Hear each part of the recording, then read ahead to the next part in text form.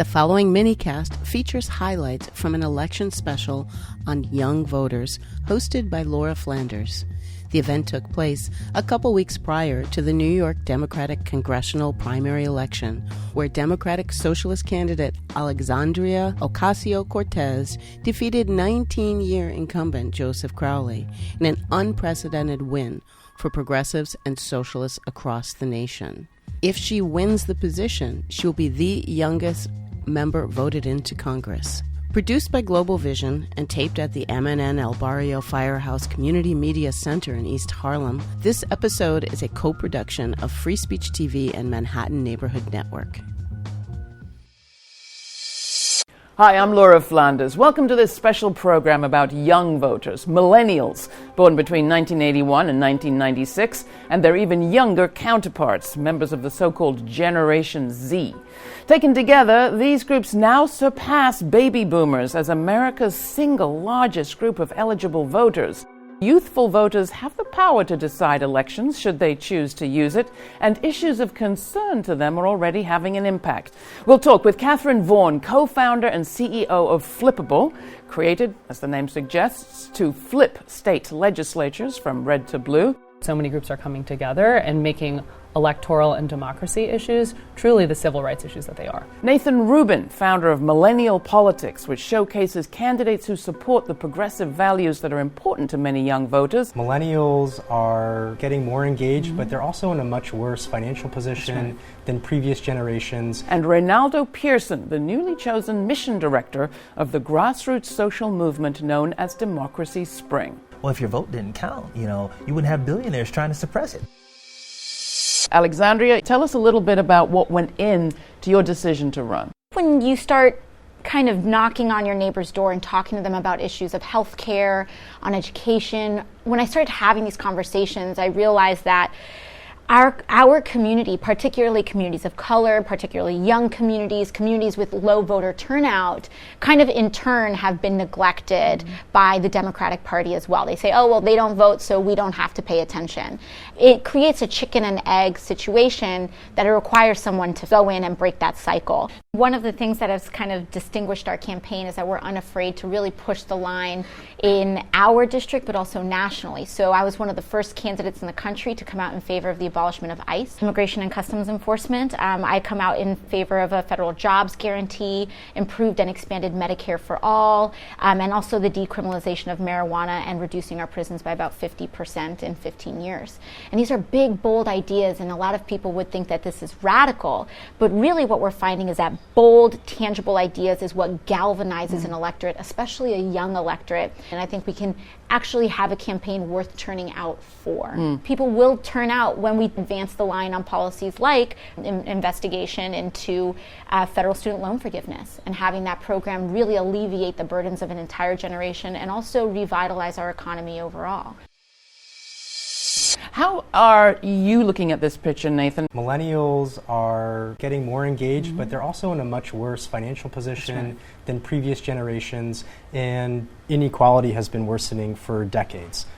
We've seen productivity increase, we've seen corporate profits reach record highs, and wages are stagnant. And when you think about millennials in particular, we came of age during an endless war in the Middle East, during the worst financial crisis in generations, and millennials are rightfully skeptical of institutions. With that said, we need political leaders with courage to say, I recognize your situation, I'm going to address income inequality, look to raise the minimum wage, look to address the student loan crisis, and really meet millennials where they are.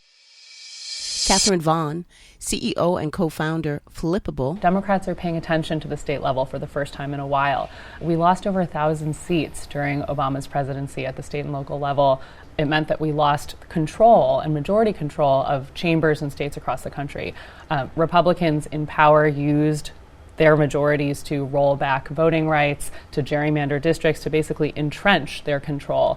And we've woken up to that. Citizens United allowed a lot of dark money to be poured into state races, particularly on the Republican side. And the Republican Party is the party of the wealthy, and they don't depend on a broad grassroots campaign. And so I do think that there were a lot of nefarious tactics that Republicans practiced that kind of let them sneakily take control of states. Ronaldo Pearson, Co-Mission Director, Democracy Spring. Just a few months ago, the Economist Intelligence Report's Democracy Index said that the United States is no longer a full democracy. That we're down now to number 21 on that list because of the erosion of public trust in our institutions. Could that be because of the voter suppression bills? Could that be because of the corrupting influence of big money in politics? Voter suppression alone, as Mother Jones has reported, accounted for the scales being tipped. Yeah. Or if you look at voter erasure, that issue of purging, an estimated 1.1 million folks. This is unprecedented. Purged from the rolls, mostly black and brown. Nathan Rubin, CEO and founder, Millennial Politics. When they purge someone from the voter rolls, when they gerrymander to the point where you could win 60, 70% of the vote and not have even equal representation, that is not right. That is not American democracy. Catherine Vaughn, CEO and co-founder, Flippable. So we have 100 candidates that we're supporting. Just to name a few, we're focused on Texas and Pennsylvania right now because they've had primaries already, but we'll be rolling out more, and you can check them out on our website. There's Maria Collette in Pennsylvania, who was both an attorney and then switched her career to be a nurse and has represented children in need of legal representation and served patients, and she wants universal health care. There is Joanna Katanak in Texas, who's running for the state house, who grew up in the foster care system and really is going to know how to represent all of her constituents because of the experiences that she's had. There's Caleb Frostman, who's running in Wisconsin in a special election that Scott Walker tried to cancel. But he's running because the courts wouldn't let him do it. And he is running as a white man on a platform of extending civil rights and uplifting people of color and ending voter suppression. So there are these amazing candidates that I would definitely suggest checking out. Alexandria Ocasio-Cortez, District New York 14, congressional candidate, educator, organizer, and Democratic Socialist. I'm proud to be part of a national coalition of congressional candidates. There are over 55 of us nationwide in 2018 that are rejecting all corporate PAC money. And so as a result, some of these candidates are utterly transformational. You have Chardo Richardson out in Florida, who's a veteran and an ACLU lawyer. You have Amy Villela, who's a working mother who actually tragically lost her daughter due to private health insurer loopholes. And so she's running for Congress to change that. You've got Cori Bush, who was a pastor, a nurse, and she was part of the movement for Black Lives in Ferguson, and now she's running to take that congressional seat and make sure we have criminal justice reform on a federal level. And that is what we can accomplish when we are tightly tied to social movements, reject corporate money, and run like we've never run before. The average age of a House Democrat is at its highest point in American history. Average age is 65 years old as a House Democrat. You have to be 25 years old to run for Congress. And so, I think where we benefit from is the diversity of age represented in our government, because when it's just older Americans that are represented, how are we going to really prepare for things like automation in our economy, tuition-free public college, a student loan crisis, and forward-thinking kind of issues as well. You were just listening to a minicast featuring highlights from an election special on young voters, hosted by Laura Flanders.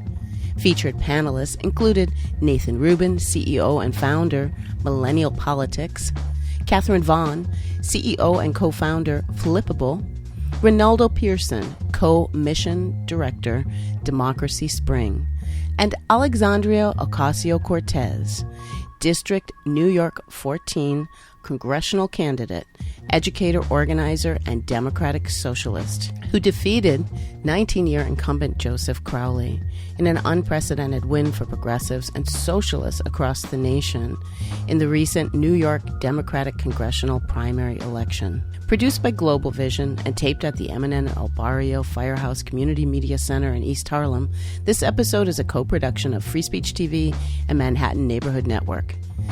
To watch the entire special, follow the link in the description accompanying this podcast. Thanks for your support. We could not do this without you.